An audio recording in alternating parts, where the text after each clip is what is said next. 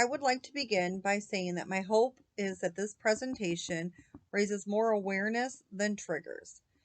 But I do know and understand that this can be a very sensitive topic. The holiday season is here, and we need to understand that for some, it is not a happy or merry time of year. A lot of people spend the holidays alone for various reasons, and that loneliness can at times consume them. Some people try hard to avoid the holidays altogether. The holidays add stress and anxiety to us all, but for many, it can just be too much to cope with. Suicide is the 10th leading cause of death in all Americans, and death numbers by suicide multiply significantly during the holiday season. Suicide is the only cause of death that is 100% preventable.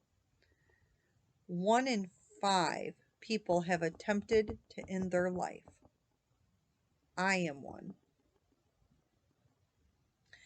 As a survivor of suicide myself, it has become crucial to my life to speak out about my battle, share my story, and listen to others simply to remind me that I am not alone and to remind others that they are not either. I want to be very clear. This is not a cry for help. I am not seeking sympathy. It is simply my journey, and I'm hoping for your understanding and maybe some empathy for others going through the same. I have struggled my entire life with depression and anxiety, and it can be a deadly combination at times. Mental health has not always been recognized or managed appropriately by doctors, society, or the media. People with mental health issues have been labeled derogatorily, ridiculed, and even dismissed. But through ongoing awareness and education, we can bring change and help to the lives of those living with mental illnesses. I remember the first time I thought about dying by suicide, and I remember every time since. I was maybe 11 or 12 the first time,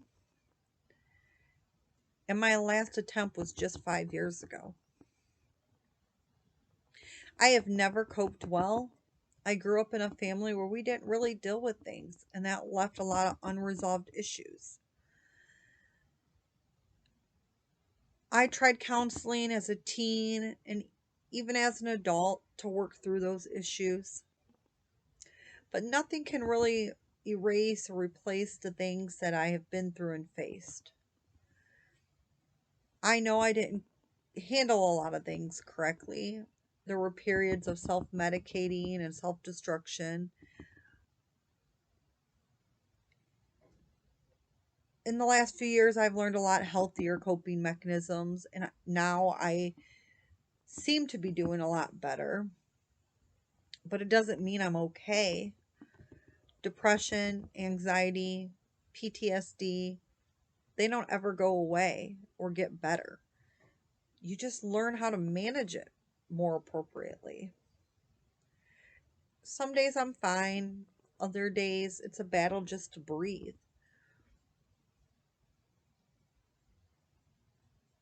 My anxiety doesn't really allow me to cope well. I can't slow down enough to think about anything. And then usually my first clear thought is just stopping everything. I know that suicide doesn't end the pain, the suffering, the burdens. I know it just transfers it to those left behind. I have lost a lot of friends to suicide over the years. I actually just lost one last month. Do you know how hard it is to live when it is so easy to die? Suicide, it is preventable. Mental illness is treatable. Too many people turn a blind eye or deafen their ears to the signs. Did you know that people who have homicidal thoughts usually have suicidal thoughts as well? And vice versa. We see in the news regularly tragedies stemming from the lack of proper treatment for mentally ill persons. There are awareness days, weeks, months for so many of these life-changing illnesses and tragedies. The crazy thing is, for people like me, every day is an awareness because we walk that line. We stagger that line. Please reach out to those you love, especially those who are suffering and struggling. You might not be able to solve all their problems, but you will be able to solve at least one, their loneliness. Again, suicide is preventable.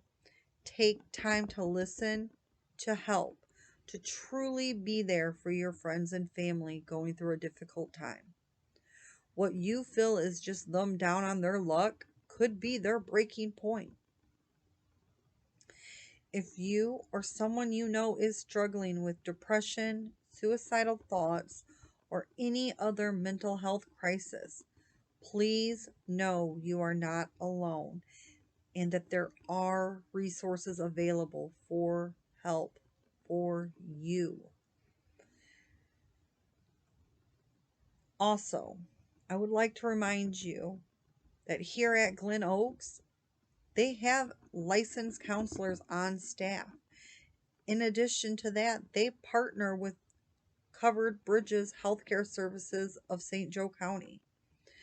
You can get the mental health need met. It doesn't matter if you have insurance. Doesn't matter if you can afford to pay for it. You are worth it. They know you are worth it. They will help you. Thank you for listening. And I hope that you remember to be kind to yourself and others. Oh, and to those we couldn't save, may you find peace in death that you're unable to find in life.